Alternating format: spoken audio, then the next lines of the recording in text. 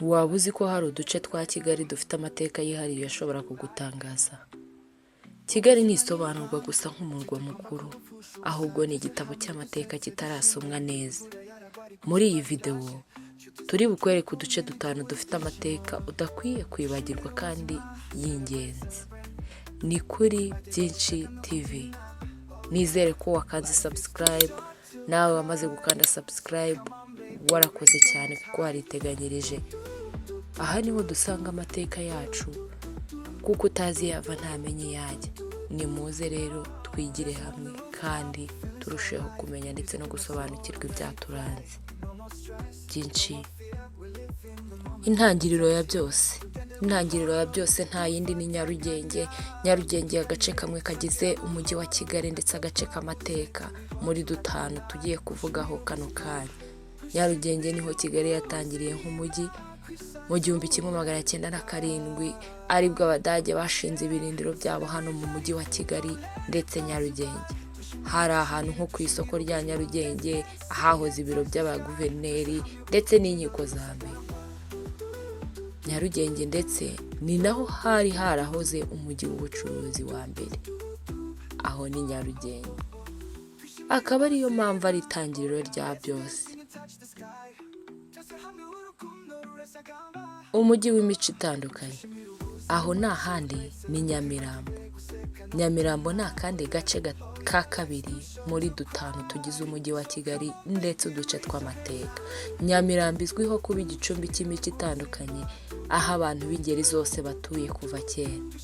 Hari amateka y'uburyo Isilamu yageze mu Rwanda ndetse na zimwe mu nyubako zifite akamaro k'amateka. Nyamirambo kandi ni Kigali y'inyamaswa, y'ubuzima n'umudiho. Aho ni Nyamirambo. Icyicaro cya leta n'amateka y'ubuyobozi, aho nta handi ni Kacyiru. Kacyiru ni agace ka 3 mu duce 5 tugize umujyi wa Kigali ndetse tukaba ari uduce tw'amateka ukwiye kumenya utibagiwe. Kacyiru niho hashinzwe ibiro bikuru bya leta, ambasade n'inyubako za diplomasi. Mu mateka ni agace kasimbuye Nyarugenge nk'igicumbi cy'ubuyobozi.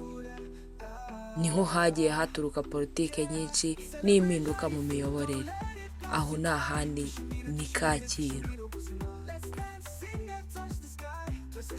Amateka y'agahinda n'ubwiyunge, aho nta handi ni Gisozi. Gisozi ni agace ka 4 muri 5 tugize umujyi wa Kigali kandi tukaba ari uduce tw'amateka udakwiriye kwibagirwa. Gisozi niho hashyinguye imibiri y'inzirakarengane zazize Jenoside yakorewe Abatutsi mu 1994. Hari urwibutso rwa Gisozi rugaragara nk'amateka mabi igihugu cyacu cyanyuzemo, ariko runatwereka inzira yo kwibuka ndetse tuniyubaka. Ni isomo rikomeye ku mateka n'ubumuntu. Aho nta handi ni Gisozi, amateka y'agahinda n'ubwiyunge.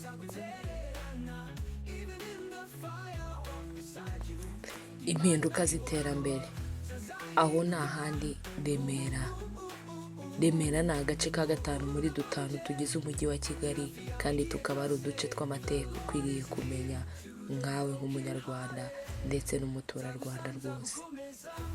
Urebye Remera y'uyu munsi ukareba Remera y'imyaka 20 ishize, ni nk'umujyi mushya.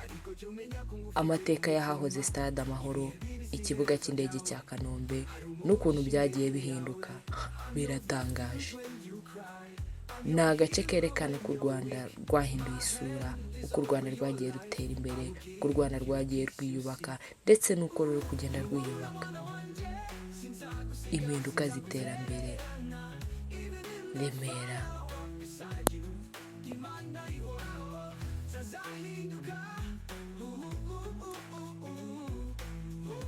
Ubu ubonye ko Kigali atari umujyi gusa, ni inkuru, ni amateka, ni imiryango.